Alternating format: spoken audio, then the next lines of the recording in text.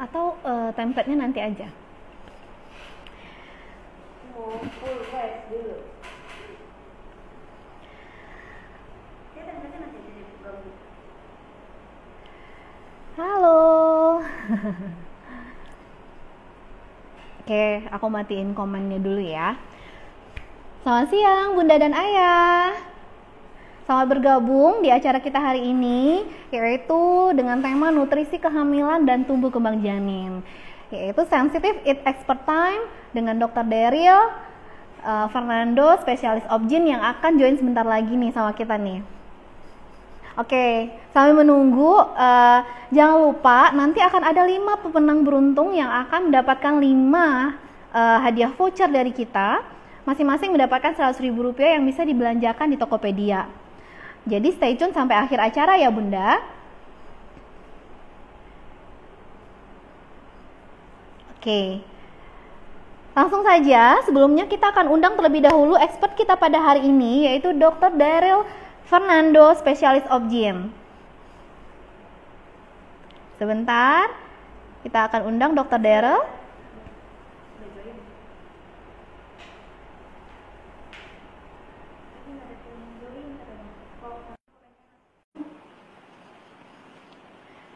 Ya, kita undang Dr. Daryl Fernando. Halo, selamat siang Dok. Halo, siang Mbak.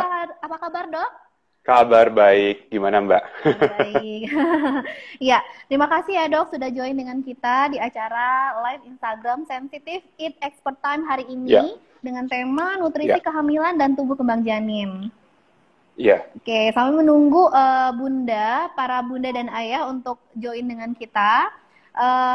Aku ingin menginformasikan bahwa acara kita hari ini nanti ada kuis ya Dok ya. Nanti pertanyaannya dari dokter nih. Jadi nanti dokter kasih pertanyaan, bunda dan ayah bisa langsung jawab, dan akan ada 5 pemenang gitu yang beruntung yang akan mendapatkan voucher belanja senilai Rp100.000. Wah, lumayan ya. Lumayan Dok. Baiklah, kita bisa mulai ya Dok untuk sesi pertama. Dokter Daryl akan menjelaskan tentang nutrisi kehamilan dan tumbuh kembang janin. Oke, langsung saja silahkan Dok. Oke, buat bunda sama ayah semuanya, selamat siang. Perkenalkan, nama saya Dr. Daryl SPOG, saya spesialis kebidanan dan kandungan di Jakarta. Saya praktek di Rumah Sakit YPK Mandiri dan di Klinik Mukni. Nah, terima kasih buat Sensitif yang udah ngajak kita diskusi topik yang penting banget, ya, karena ini juga sering banget ditanyain, banyak banget mitosnya mungkin, kata ini, kata itu, jadinya banyak bunda yang mungkin bingung.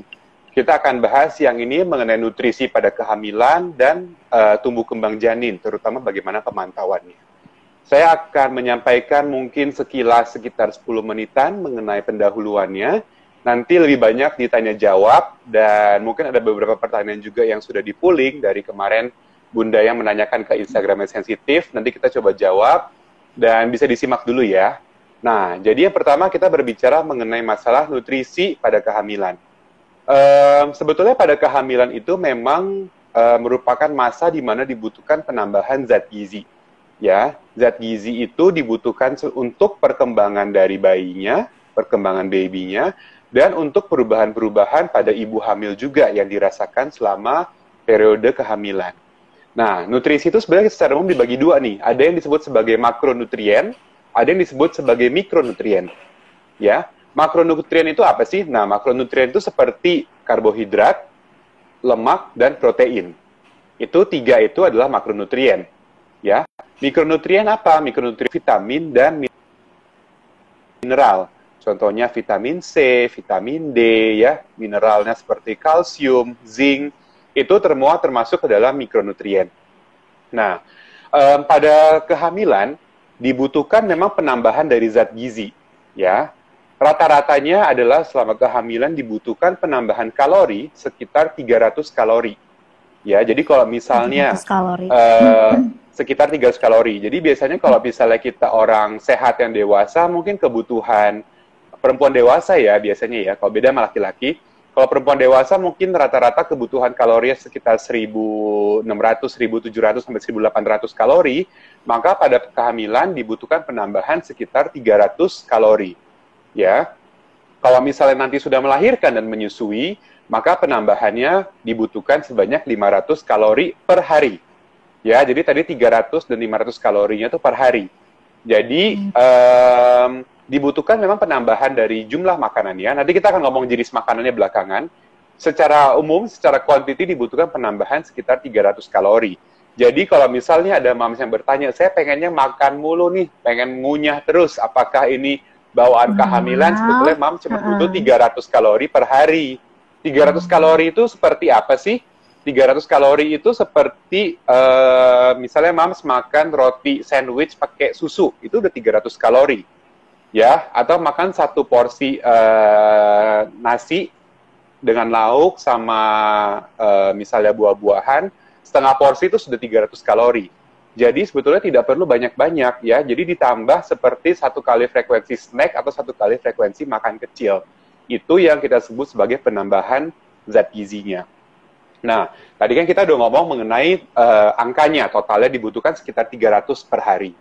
Bagaimana dengan jenis makanannya? Ya, karena masalahnya orang Indonesia nih, banyak makannya itu di karbohidratnya. Dan dianggap kalau belum makan karbohidrat, itu belum makan. Ya, misalnya makan buah, ya, atau misalnya tadi makan roti, tapi belum makan nasi, wah, belum makan nih, gitu. Sebetulnya enggak juga. Jadi bagaimana dengan jenis makanannya? Nanti kalau misalnya bunda semua atau ayah juga bisa membantu mencek, ada sekarang namanya My Pregnancy Plate. Itu ada gambarannya tuh. Jadi diibaratkan sebagai satu piring nasi. Ya. Nah, satu piring nasi itu satu piring itu kita bisa membagi menjadi 4 bagian. Seperempatnya itu untuk karbohidrat. Ya, karbohidratnya 1/4 sampai 1/3 lah. Ya, itu dibagi untuk karbohidrat. Karbohidratnya contohnya nasi, kentang, mie, ya, atau roti, itu adalah karbohidrat. Sisanya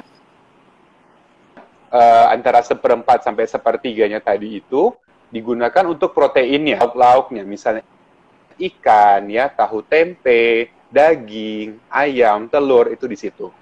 Nah, setengah bagian piringnya lagi ini untuk sayur-sayuran sama buah-buahan. Ya, jadi sayurnya misalnya 1/4, kemudian buahnya 1/4, atau sayurnya lebih 3, seperti itu.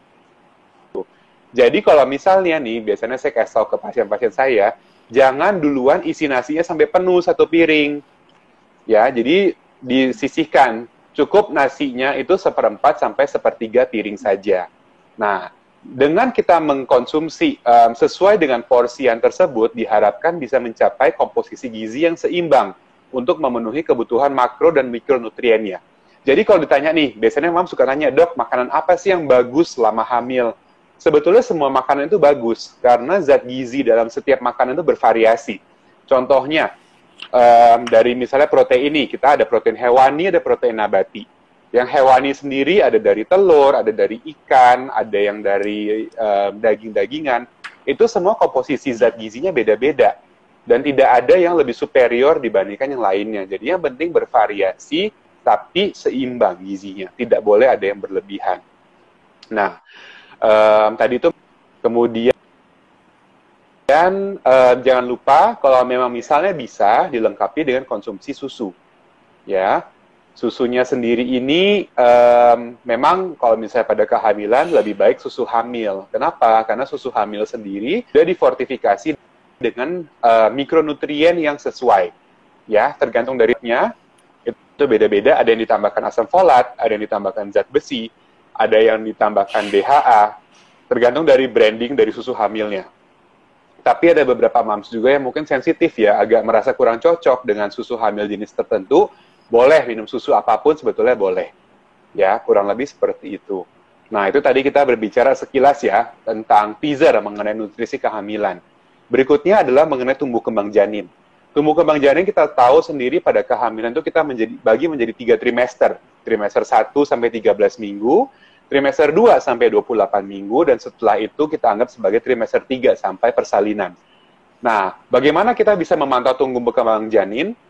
Secara umum mungkin ada keluhan subjektif yang bisa mams rasakan. Misalnya, pada saat hamil muda ada mual muntah. Ya, kemudian nanti pada sekitar 4 bulan, di 5 bulan mulai merasakan adanya gerakan bayi. Ya, dan mungkin sejak hamil 14 mingguan perutnya sudah mulai ada tonjolan-tonjolan kecil. Itu kita bisa anggap sebagai salah satu, tapi bukan yang utama, indikator untuk kita memantau kira-kira dari pertumbuhan bayinya sendiri. Kemudian, ukuran perutnya. Bukan dari ukuran perutnya, tapi ukuran rahimnya. Tinggi rahim atau kita sebut sebagai tinggi fundus uterinya.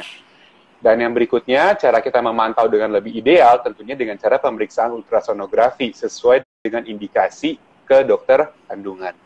Seperti itu. Kemudian apalagi ya, secara umum mungkin kita pendahulunya segitu dulu ya Mbak ya, karena mungkin nanti sambilan kita akan menjawab pertanyaan supaya lebih aplikatif. Secara umum seperti itu dulu, nanti kalau ada pertanyaan bisa nanti kita akan jawab belakangan setelah kita menjawab pertanyaan kita pooling ya. Ya, oke Dok. Terima kasih Dok penjelasannya. Memang sudah banyak sekali pertanyaan yang masuk melalui question box dari kemarin nih Dok. Kita mulai saja kali ya Dok menjawab pertanyaannya ya Dok ya. Oke. Untuk pertanyaan yang pertama nih Dok, ini nutrisi yang paling tepat tiap trimester. Tadi kan udah dijelaskan sama dokter. Nah, bagaimana jika ibu mengalami hiperemesis Dok? Dan janin, apakah janin tidak akan perkembangan janin akan terganggu kah atau bagaimana, dan solusinya bagaimana begitu Dok? Iya. Oke. Untuk pada kehamilan trimester pertama, mual muntah itu kita sebut memang sebagai emesis gravidarum. Emesis itu artinya muntah, bahasa kerennya tuh emesis gitu. Emesis, ya. Nah, emesis gravidarum. Kapan kita sebut sebagai hiperemesis, artinya mual muntah berlebihan?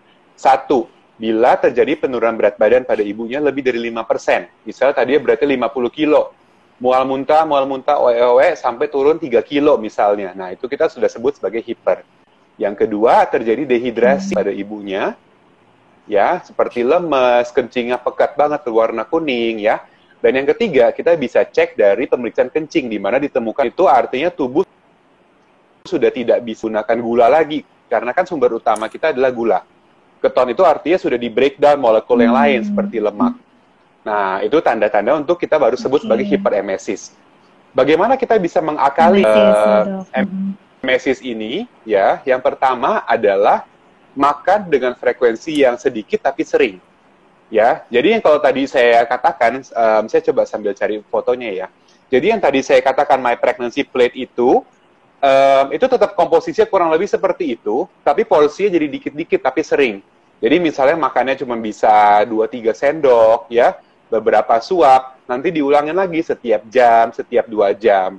Itu upayanya nggak langsung penuh, nggak langsung stretch dengan segala makanan. Tapi bukan berarti jatuhnya ngemil, ya, misalnya jadinya beli jajanan, ngemil kue, bukan kayak gitu juga. Tapi dianjurkan tetap yang bergizinya seimbang tadi.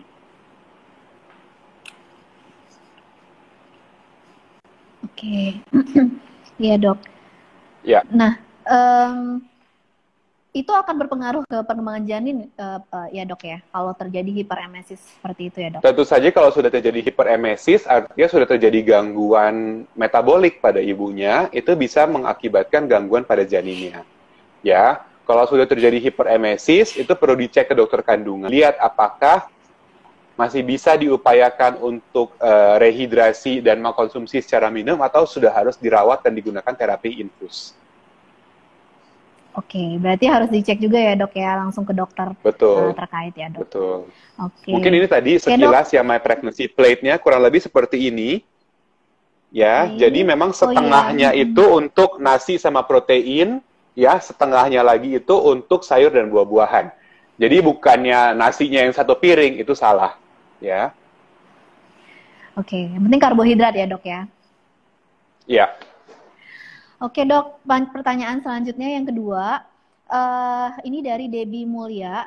Kenapa ya Dok ada bayi yang mengalami hidrosefalus? Apakah karena kurang nutrisi saat kehamilan atau ada penyebab lain Dok? Oke. Hidrosefalus itu sebetulnya banyak penyebabnya, dan itu tidak murni karena pengaruh nutrisi saja. Ya, biasanya kalau untuk penyakit atau cacat pada bayi yang terkait dengan nutrisi, adalah kita sebut sebagai neural tube defect atau defek tabung saraf. Ya, itu biasanya terjadi karena kekurangan dari asam folat. Asam folat itu ada di mana? Asam folat itu terutama ada di sayur-sayuran hijau. Jadi kalau buat bunda atau calon bunda yang tidak suka makan sayur, ada nih yang nanya nih, dok, saya nggak suka makan sayur, gimana? Ya, memang sayur itu dibutuhkan gitu loh untuk mencukupi kebutuhan gizi ibunya sendiri dan juga untuk kehamilannya. Ya, karena kekurangan dari asam folat itu menyebabkan defek tabung saraf, neurotube defect. Mungkin kalau ada yang pernah dengar, ada yang spina bifida atau yang misalnya ada bolong pada sarafnya, ya. Ada yang janin terbentuk tidak ada tempurung kepalanya, itu semua terkait dari neurotube defect ini. Ya, kita sebut anencefalus ya. Tapi kalau misalnya untuk hidrosefalus atau penumpukan cairan pada otak janin, itu banyak penyebabnya. Dan itu tidak hanya murni karena pengaruh nutrisi. Penyebabnya banyak banget dan memang harus dicari. Oke, dok. Jadi walaupun nggak suka sayur, mesti dipaksain makan ya, dok, ya, sayurnya ya, dok, supaya nutrisinya terpenuhi. Iya. Gitu ya, dok. Karena tidak hanya untuk pada saat kehamilan, tentu saja tidak hamil pun konsumsi sayur itu sangat baik untuk kesehatan, seperti itu. Ya. Oke, terima kasih, dok. Kemudian pertanyaan yang ketiga nih, dok. Apakah ada rekomendasi makanan untuk kecerdasan otak dan menghindari cacat pada janin? Ini pertanyaan dari Rini Fiarni dan Tari Tata 99. Oke, pertanyaan bagus. Jadi untuk pertama tadi, yang makanan yang berhubungan dengan cacat pada bayi adalah yang mengandung asam folat. Jadi memang harus makan sayur-sayur hijau, dan tadi komposisi makanannya tentu saja dengan sesuai tadi My Pregnancy Plate tadi ya, dengan komposisi yang seimbang. Nah, untuk pertanyaan pertama tadi apa, Mbak? Sorry, kecerdasan bayi. Iya, untuk kecerdasan otak. Memang secara umum dari penelitian-penelitian, sekarang ada dua nih primadonanya nih, untuk makanan yang berpengaruh kepada kecerdasan dan pembentukan dari persarafan bayi. Yang pertama adalah DHA. Ini pasti udah sering banget dari dengar-dengar di iklan-iklan TV ya, DHA. Tapi DHA itu memang dibutuhkan pada kehamilan sekitar 200 mg per hari. Sumber dari DHA itu dari mana? Yang paling gampang dari ikan laut, dari telur. Itu ada DHA-nya semua. Ya, jadi kalau makanannya bunda mengandung itu, kemudian nanti kan biasanya kalau pada saat hamil diberikan multivitamin pada kehamilan. Itu juga bisa dibaca apakah ada kandungan DHA-nya atau tidak. Jadi kalau sudah tercukupi kandungan DHA-nya tidak perlu terlalu banyak. Yang penting yang utama adalah dari makanan. Kemudian primadona yang kedua yang akhir-akhir ini lagi naik daun adalah vitamin D. Vitamin D itu berperannya banyak banget. Berperan bagus buat ibunya juga, menurunkan resiko kelainan pada kehamilan, dan juga mungkin ada beberapa yang mengatakan berhubungan dengan persarafan dan tumbuh kembang bayi nantinya. Sumber vitamin D dari mana? Dari ikan laut, kemudian dari susu, ya, dari telur, itu juga semuanya ada. Dan kita nggak bisa bahas satu-satu, tapi yang penting semuanya itu perlu didiskusikan dengan dokter atau penyedia kesehatannya. Apakah kira-kira tercukupi dari makanannya, dan apakah perlu diberikan suplementasi tambahan atau tidak. Oke, baik dok. Pertanyaan selanjutnya ya dok. Ini yang masuk masih banyak banget nih dok pertanyaannya. Pertanyaan yang selanjutnya, apa yang terjadi pada janin jika ibu kurang minum? Apakah boleh mengkonsumsi infus water, cappuccino, Thai tea, atau green tea? Wah, banyak nih dok. Ini pertanyaan dari Lady Devina dan Kristiani FGA. Mohon dibantu jawabannya. Oke.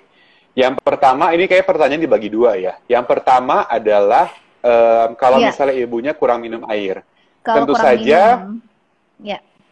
saja ya harus minum air, harus tercukupi 8 gelas seharinya itu. Kenapa?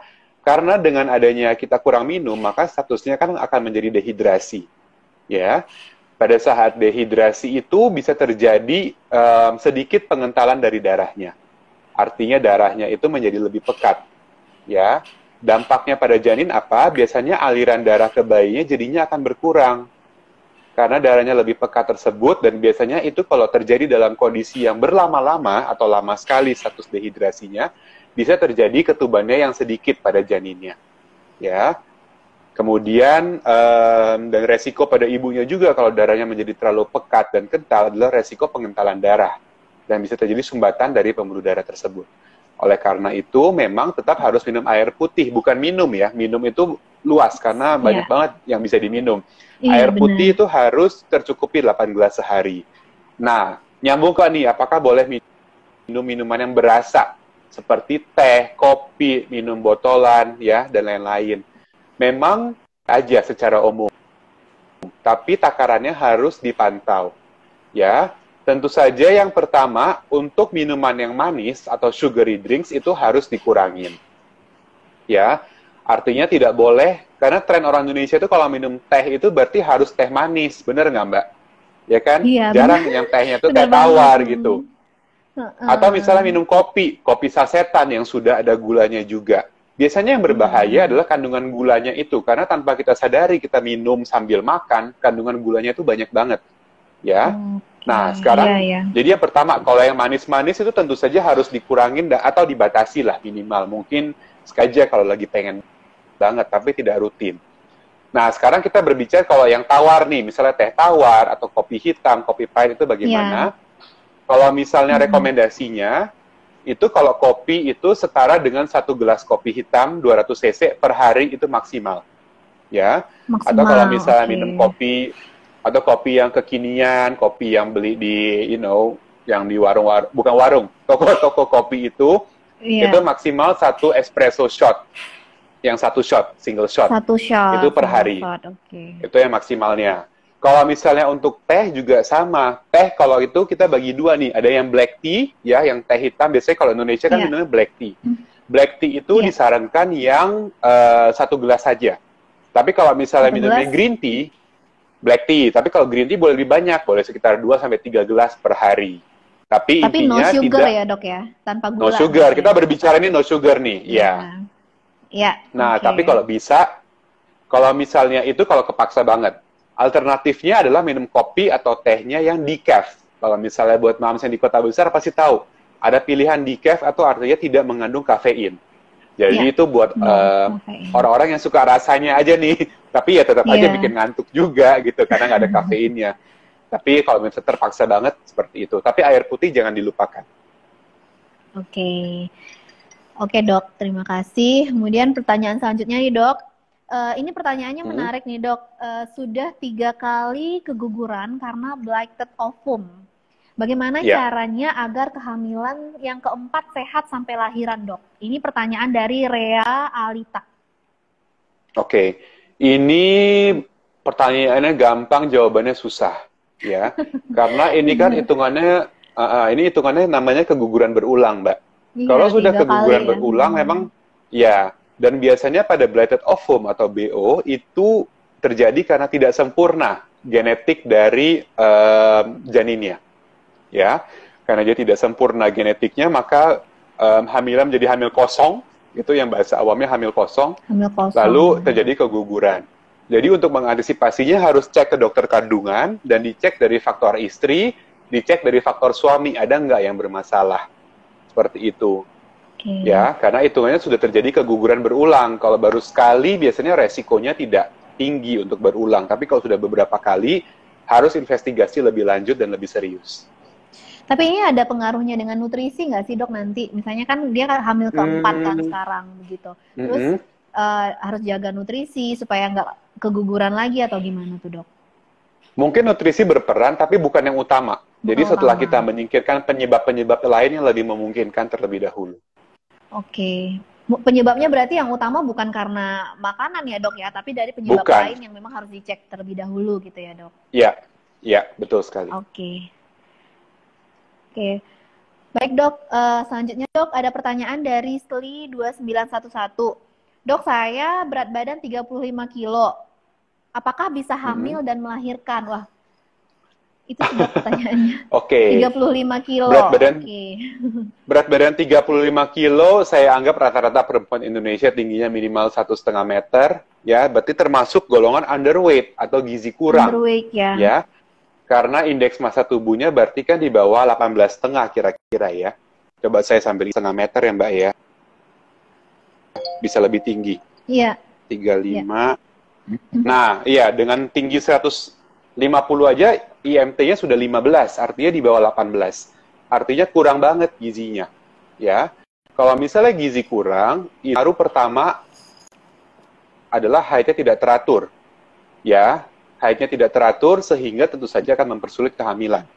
Ya, yang kedua, kalau misalnya hamil dengan berat badan segitu, akan resiko kurang nutrisi buat ibunya, kurang nutrisi untuk janinnya, ya, dan bisa terjadi resiko komplikasi kehamilan seperti preeklamsia atau darah tinggi, persalinan prematur, ya, kesulitan saat melahirkan. Oleh karena itu, sebaiknya ditingkatkan dulu berat badannya sebelum hamil.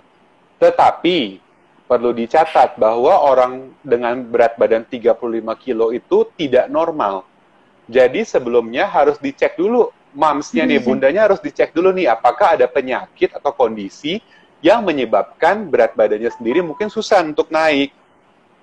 Ya, contohnya apa?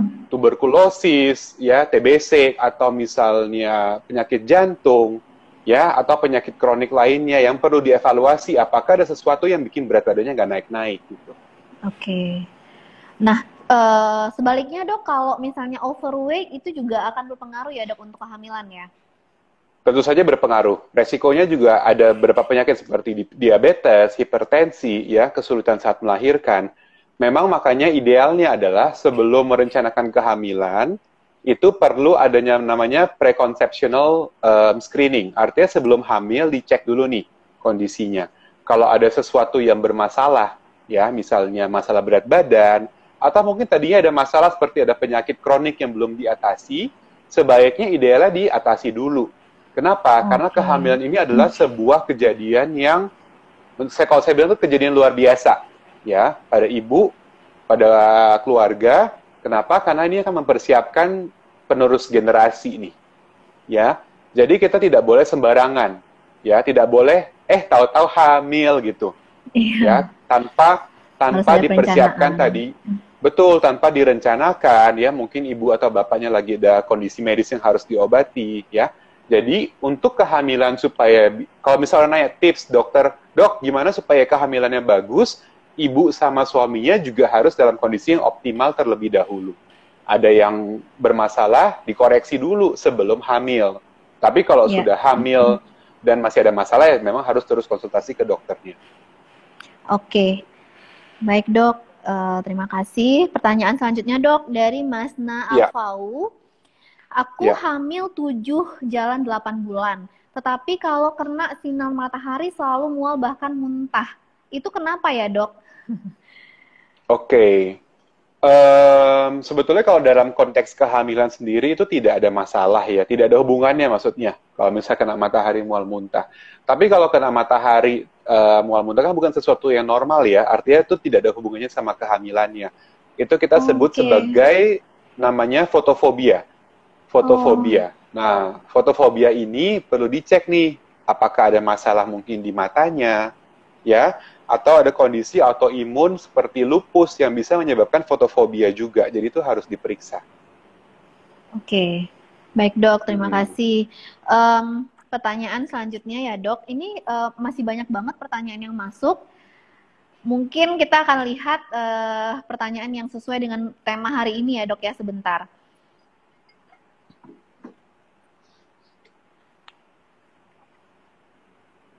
Oke, ada pertanyaan dari Rica Rahma. Tips agar berat badan janin cepat naik bagaimana dok dari segi nutrisi? Jadi untuk menaikkan berat badan janin. Oke. Ya, dok. Oke. Ini pertanyaan juga tidak semudah itu menjawabnya. Jadi yang pertama nih, pada kondisi normal memang berat badan janin itu dia sudah punya kurva pertumbuhannya sendiri.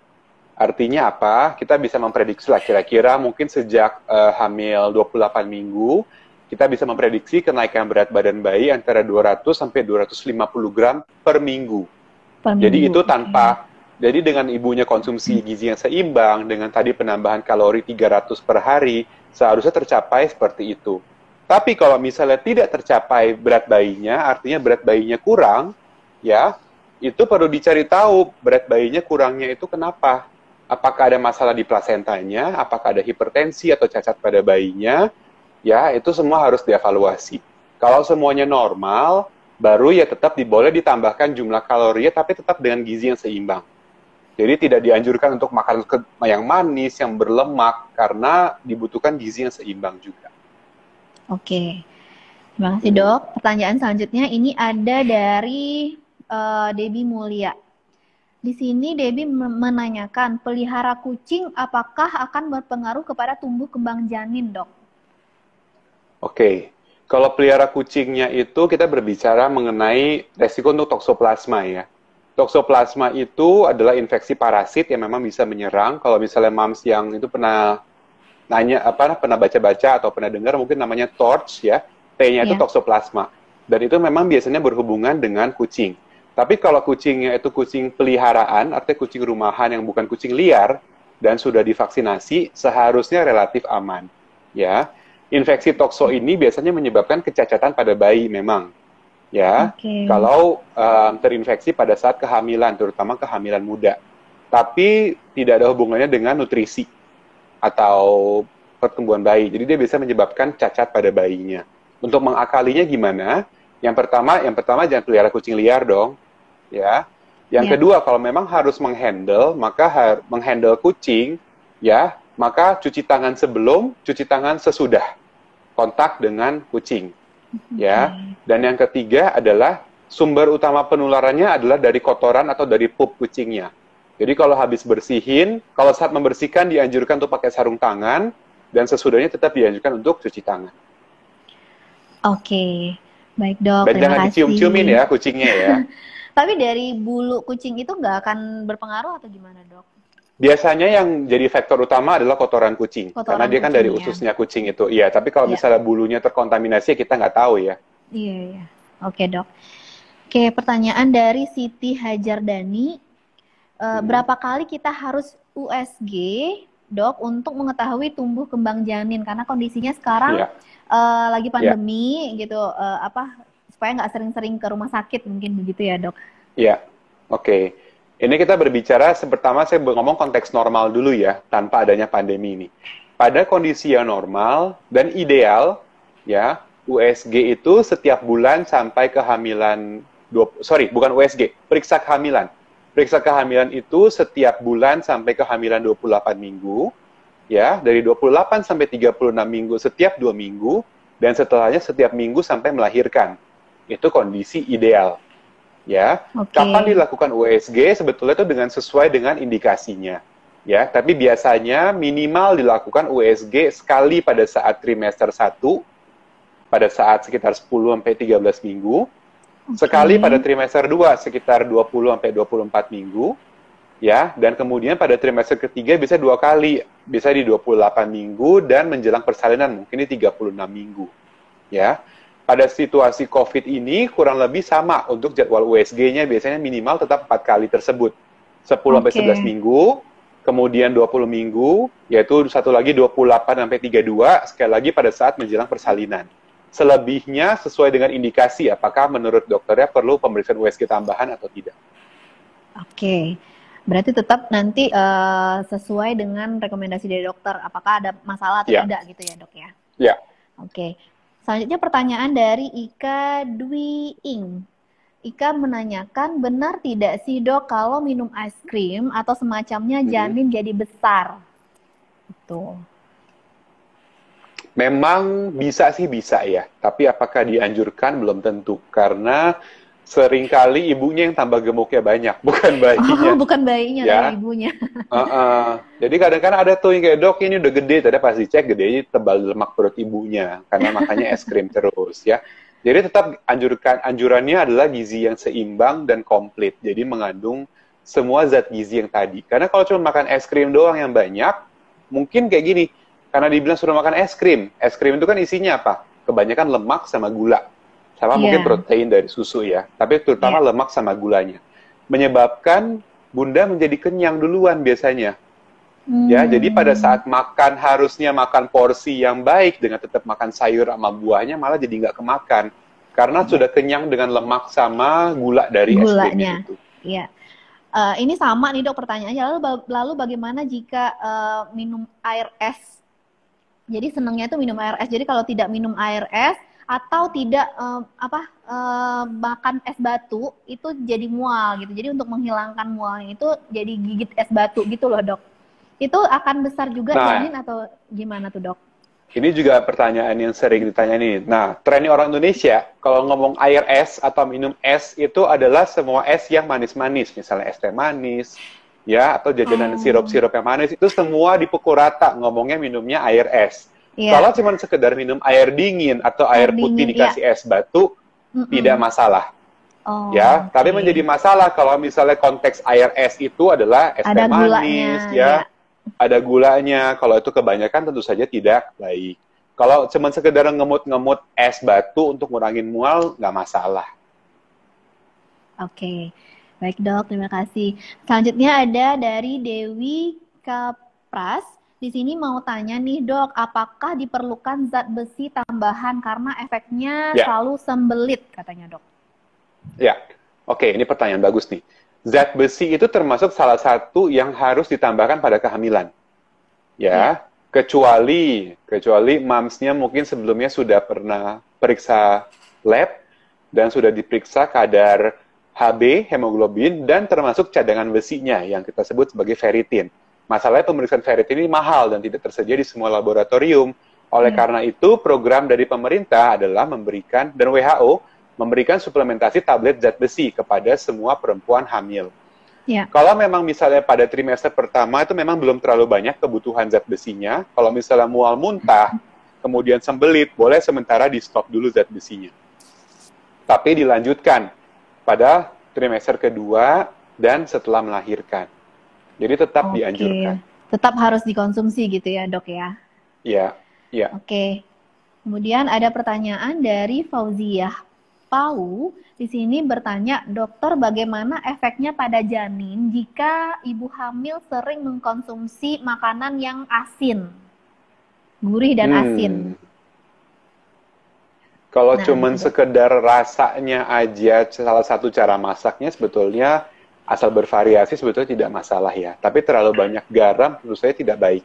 Kenapa? Karena yang pertama, dia bisa meningkatkan resiko untuk hipertensi atau darah tinggi pada kehamilan. Ya. Yang kedua, kalau memang misalnya gangguan, kalau fungsi ginjalnya mungkin kurang baik, ya, garamnya itu bisa narik air, jadi kesannya ibunya kayak bengkak-bengkak gitu. Ya, kalau misalnya tidak dikeluarkan dengan baik garamnya itu. Jadi tetap cara masaknya itu sebenarnya kalau dari dokter gizi, ya, dari dokter gizi bilang cara masak yang paling bagus untuk mempertahankan zat gizi dalam makanan adalah di steam, dikukus. Di steam. Itu di steam, itu yang paling bagus ya. Tapi kan nggak mungkin makan dikukus terus, pasti rasanya hambar, akan bosan. Jadi yang penting adalah cara makannya bervariasi. Jadi nggak boleh semuanya harus asin terus, garamnya banyak, pakai ikan asin terus-terusan juga tidak baik tentunya. Oke, ini juga sama nih dengan pertanyaan, dia senengnya itu makan hanya dengan yang pedas dok. Kalau nggak pedas nggak bisa makan. Nah, itu gimana nih dok, lagi hamil tapi makan pedas terus, itu akan berpengaruh juga nggak sih? Oke. Sebetulnya kalau pedas, kalau ibunya tidak ada masalah, sebetulnya nggak masalah untuk taste pedas itu. Kenapa? Sebetulnya karena dari cabai itu, kalau cabai asli ya, saya bukan berbicara cabai bubuk atau cabai yang SG atau cabai sasetan, karena itu banyak pengawetnya, banyak zat tambahannya. Ya, berbicara cabai segar, misalnya dibikin sambal sendiri, sebetulnya itu kandungan vitamin, jadi sebetulnya cukup baik juga. Ya. Tapi selama konsumsi dalam batas wajar, tidak masalah. Ya, jadi kalau mamsnya tidak mual muntah, tidak ada sakit asam lambung, mau makan pedas, sebetulnya nggak masalah juga.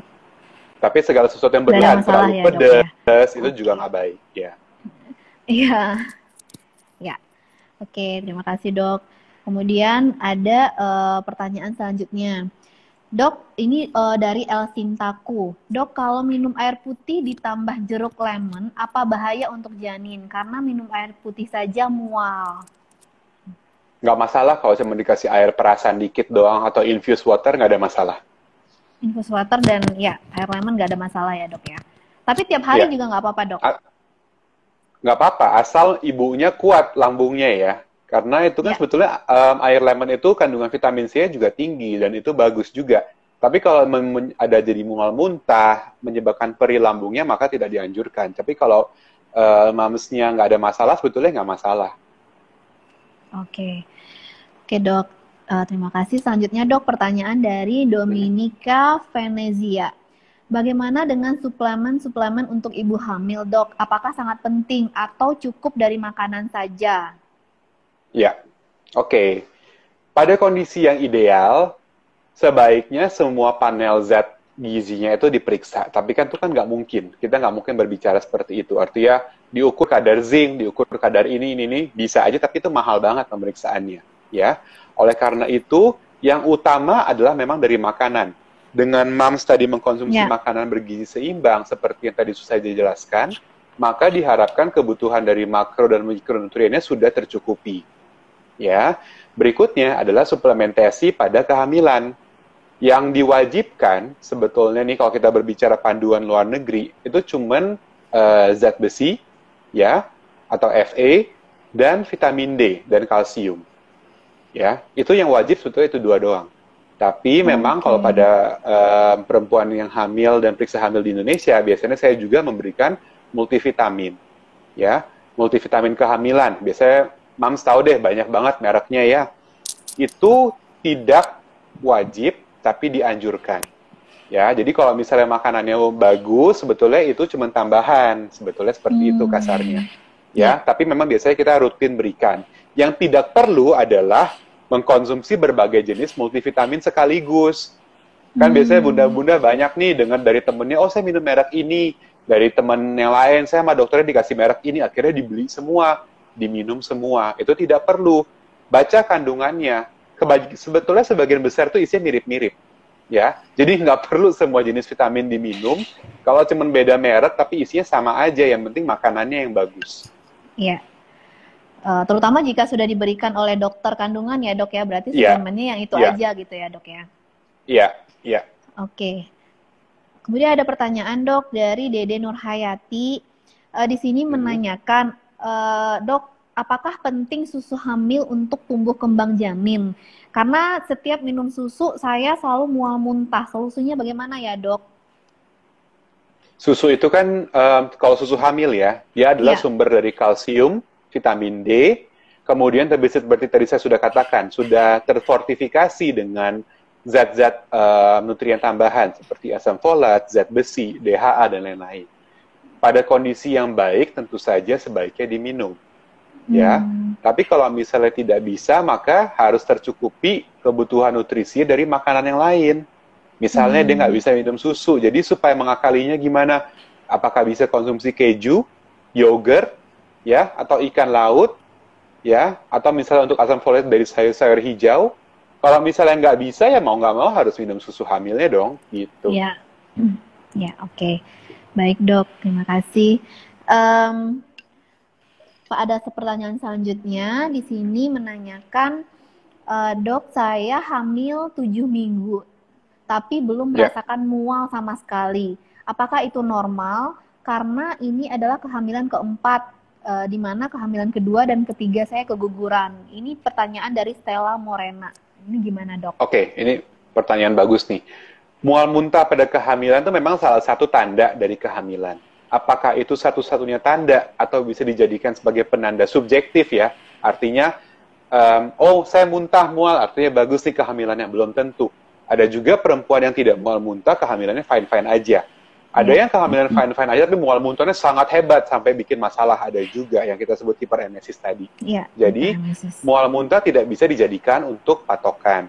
Tapi memang dengan ibu yang sebelumnya pernah ada riwayat keguguran, apalagi sampai 2 kali, maka dianjurkan untuk pemeriksaan USG. Ya, kita secara objektif kita bisa menilai apakah kehamilannya bagus atau tidak dengan cara pemeriksaan USG. Ya, kalau hanya mengandalkan perasaan yang dirasakan oleh bunda, biasanya banyak yang nanya tuh, saya nggak mual-mual, payudara saya tidak tegang, saya tidak pusing, apakah itu arti kehamilan saya bagus? Saya nggak bisa bilang, karena idealnya dengan pemeriksaan USG. Oke, ya baik dok, terima kasih. Pertanyaan selanjutnya dok, saya hamil anak pertama, melahirkannya terlalu cepat. Sebenarnya dia bilang di sini 36 week dok. 36 week, Oke. tapi akhirnya sesar karena pecah ketuban. Nah, nanti hamil kedua itu apakah akan terjadi hal yang sama atau bagaimana cara menghindarinya, Dok? Iya. Persalinan prematur itu menjadi salah satu faktor resiko untuk persalinan prematur di kehamilan berikutnya. Memang resikonya meningkat sekitar 4-6 kali lipat. Apakah pasti? Belum tentu. Resikonya meningkat? Iya. Ya, jadi itu harus dipantau pada saat kontrol hamil. Biasanya kalau misalnya mamanya sampai ada pecah ketuban, biasanya itu menandakan ada infeksi yang tidak teratasi pada kehamilan tersebut yang menyebabkan terjadinya persalinan preterm. Ya, infeksinya apa? Contohnya yang paling sering itu ada dua. Satu, keputihan yang tidak diobati. Yang kedua adalah infeksi dari saluran kencing. Ya, itu harus dicek juga nanti pada saat kehamilan apakah ada mengarah ke infeksi tersebut. Kalau ada, maka harus diobati untuk menurunkan resiko prematuritas tadi. Oke, baik Dok, terima kasih. Sekarang sudah sisa 15 menit. Mungkin satu pertanyaan lagi ya Dok ya. Sebelum kita, masih banyak banget pertanyaannya, tapi kita tidak mungkin bisa jawab semua. Mohon maaf Bunda dan Ayah. Saya pilih satu pertanyaan lagi di sini menanyakan tentang di luar tentang nutrisi kehamilan dan tumbuh kembang janin. Di sini menanyakan, Dok, bagaimana menyingkapi kondisi plasenta di bawah yang menutupi jalan lahir? Saya sekarang kehamilan 23 weeks. Ini dari FVFM. Oke. Kalau kehamilan 23 weeks biasanya belum terlalu masalah plasentanya di bawah, karena seiring dengan membesarnya kehamilan, biasanya dia akan bisa bergeser sendiri. Ya, bagaimana menyikapinya nggak bisa diakal-akalin dengan cara dari luar. Misalnya diurut-urut perutnya itu malah bahaya. Ya, biarkan rahimnya berkembang sendiri dengan membesarnya kehamilan. Yang penting adalah moms melakukan kontrol kehamilan untuk diperiksa posisi dari plasentanya. Ya, biasanya kita cek ulang di 28. Kalau di 28 masih nutupin, cek lagi di 32. 32 masih nutupin, cek lagi di 36. Kalau di 36 masih menutupi, biasanya sudah tidak berubah. Seperti itu. Ya, jadi yang penting adalah kontrol untuk memeriksa posisi dari plasentanya itu. Oke,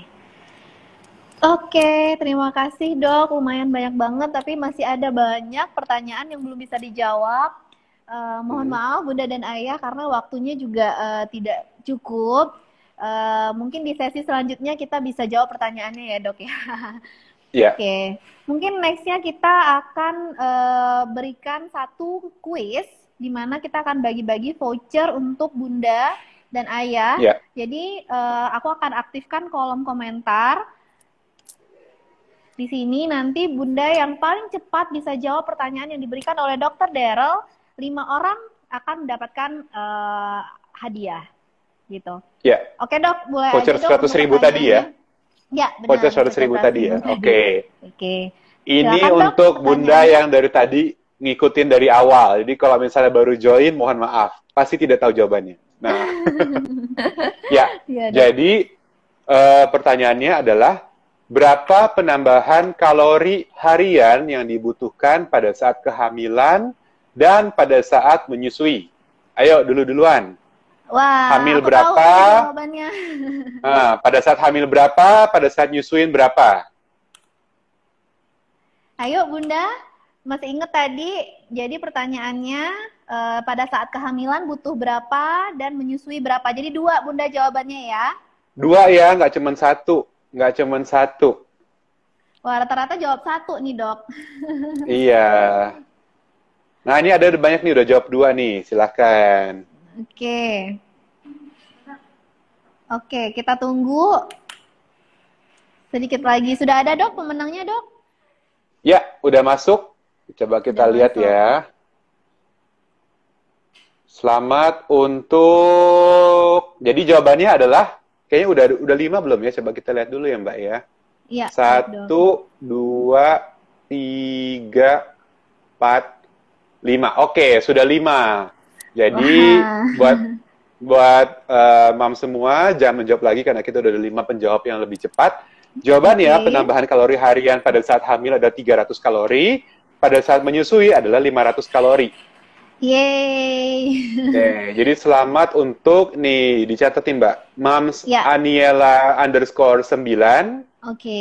kemudian Verina.wa, Oke. kemudian Mbak Chai Hanyan, CHAI Ya, Hanyan, ya. kemudian M Subaja, M Subaja.